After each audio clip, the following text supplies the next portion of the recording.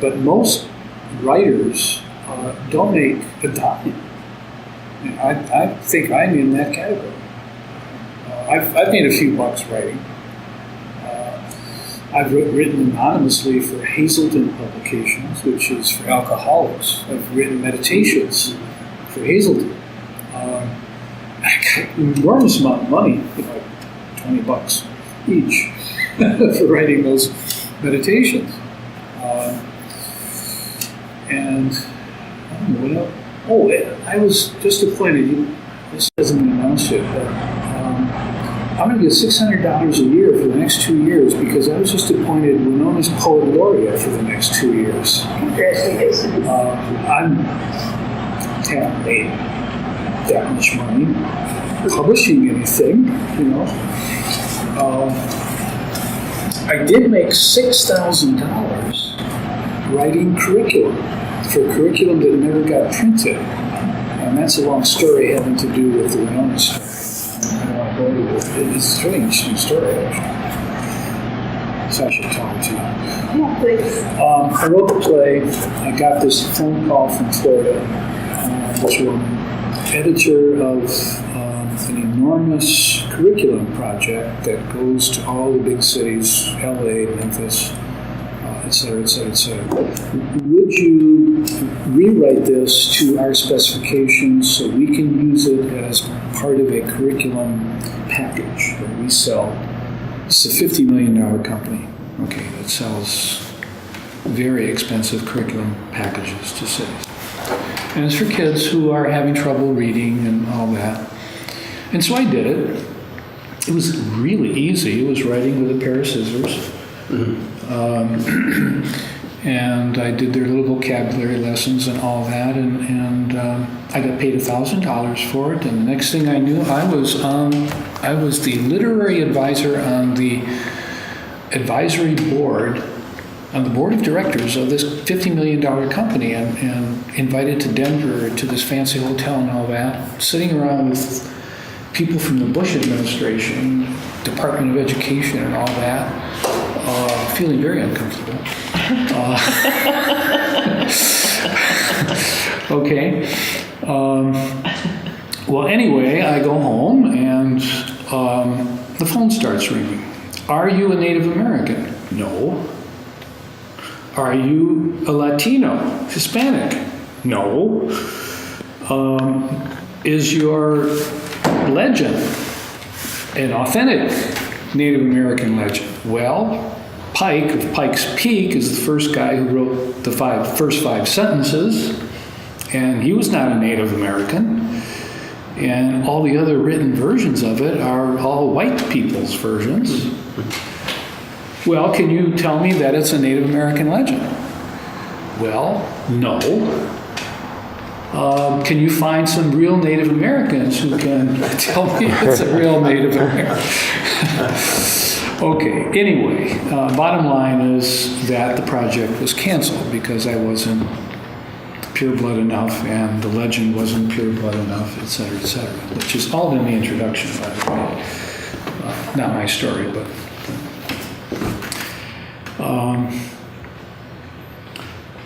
I got another call. Would you do Don Quixote for us now? But it has to be done in the next 2 weeks. Well, Don Quixote is 6,000 pages long. It's 600 pages long anyway. Sure, I'll do it. I got paid $6,000 to do the Don Quixote project in 2 weeks, which was really easy to do. And they said goodbye. And none of it ever appeared in the curriculum. It's called a kill fee, go away. No longer their literary advisor or anything like that.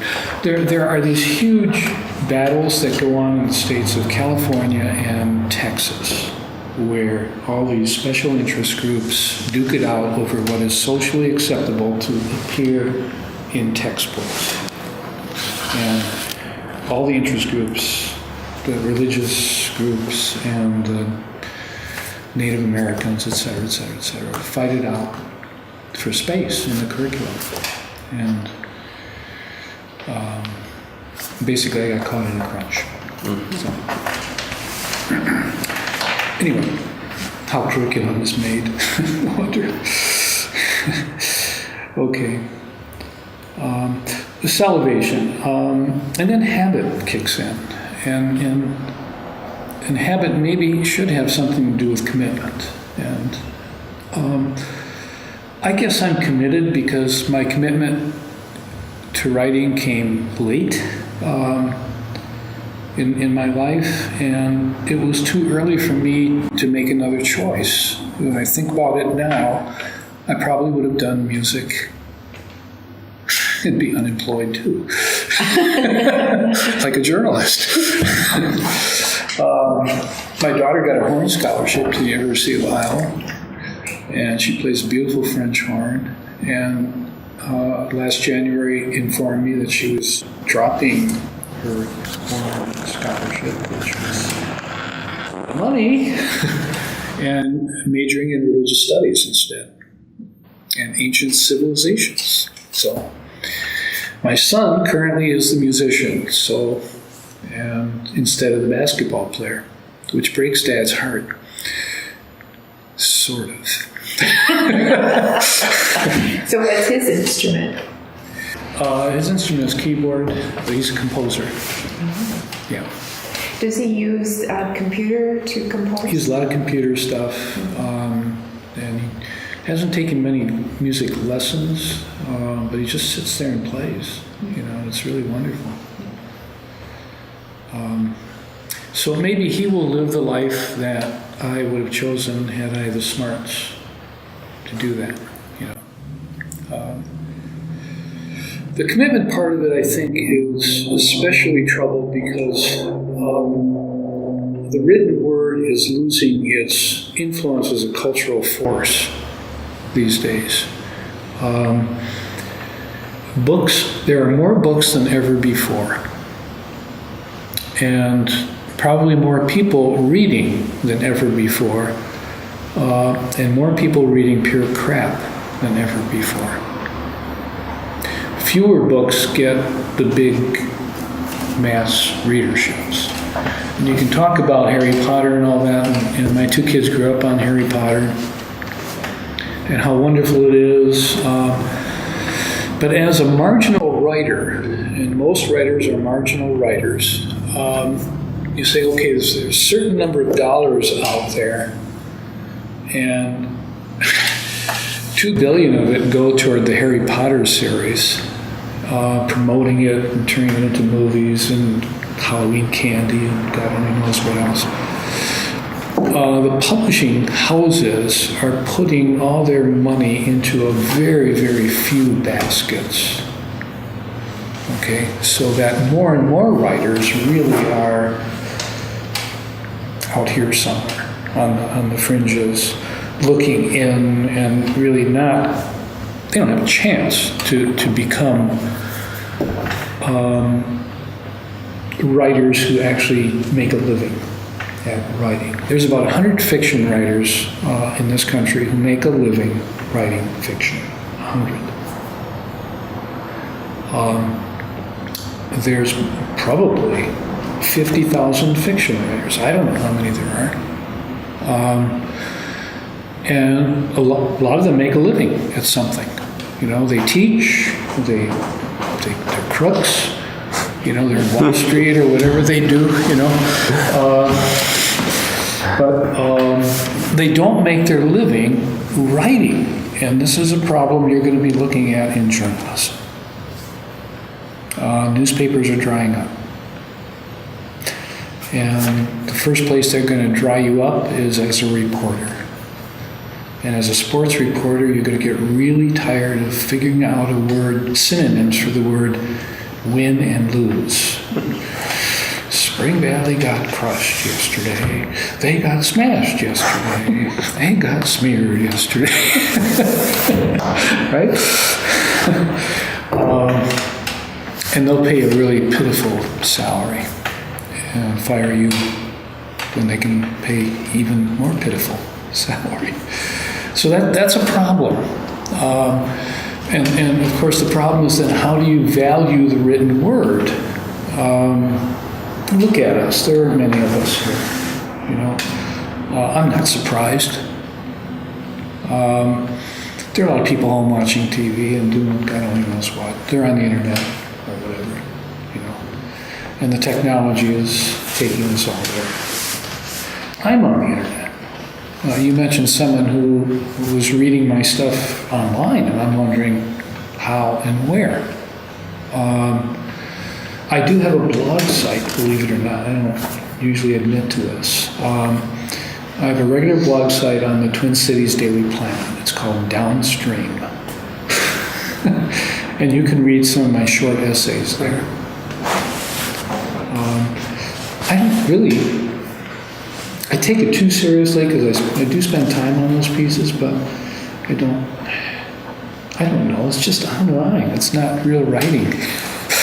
I don't know if that makes any sense to you. Maybe because, talk about process again, I'm really an old-fashioned fart. I need a fat chair with a pen and a sheet of paper. And I write longhand, the first draft. And there's something about the flowing connection between whatever's happening in your head and body and the page, which is a different action than if you're going. That's different. Journalists write like that. That's why they go crazy. Become neurotic and take the drink. I do word process. After I get a first draft, then I have to type it in, and the word processor is great for that, because then you can, all my little stars and arrows that point off, and then I can get it all in a straight line. And then I print it out, and I go back to the chair and look at it for revision time. And then I type the revisions in. That's how. May I ask Jordan a question right now? Yeah. Are you taught in school to write at the keyboard? Like as in keyboard class? Yeah, we have, we go through keyboarding in 7th and 8th grade, I think, and then we have it again in 10th grade. And mostly in 10th grade, it's learning how to use Word and PowerPoint, and then we do have keyboarding in elementary school. They have a program on the computer that like teaches the kids how to like type, where all the letters are, which fingers to use.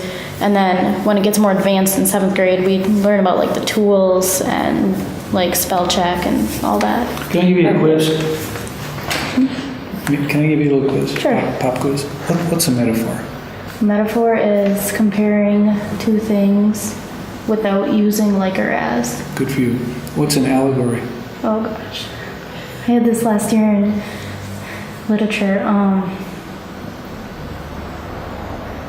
can't remember now. What's an omniscient narrator? Is it in third person, I think? And my point here being that you know PowerPoint and you know this and that and the other thing, but you're really struggling with omniscient narrator and allegory and things like that. There's an enormous trade-off in terms, and it has to do with curriculum again. Who calls the shots on curriculum? I suspect that when you're given an assignment to write, you're encouraged to do it at the computer. yeah, well, our school just got laptops this year, and there's a thing on Google.com now. It's called Google Documents. It's basically a place to store like Word documents and PowerPoints, and now most of our assignments are on the computer, and we can easily share like with the teachers. And pretty much the only thing I write out by hand now is specific assignments that they want us to write out, and then notes usually. But other than that, my essays and my short stories are on the computer. When you stop, do you go to Wikipedia? Wikipedia is kind of my friend. occasionally. Would you call it a dependency relationship? I did use it today. I don't know, I guess it's fast and easy for looking stuff up, but I try not to use it because anyone can post anything on there and you don't know if it's true or not. And they taught us about that. They're like, well, watch out for these websites when you go searching on the internet. They're like, make sure it's a true website. And so I try not to use it, but when like I'm really in a rush, then I will use it. When you're really stumped, you ever close your eyes and ask yourself,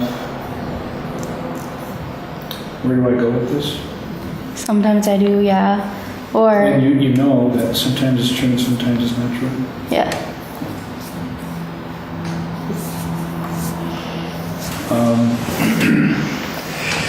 What validates the word? And there's two issues here. I think one has to do with the value of the book per se, and the value of the written word per se. The question is, on what grounds can you say it's important to become a writer? And the other is, of course, the larger question of what do you do with it? How do you publish? To publish is to go public. Each of these books is at the very top of the least seller list. Okay? And I've done pretty well because I have all these books. Right? But they're all at the top of the least seller list and will remain there. But you know what? I like them all. I like them all. And my life would have been, I think, enormously diminished had I not written them.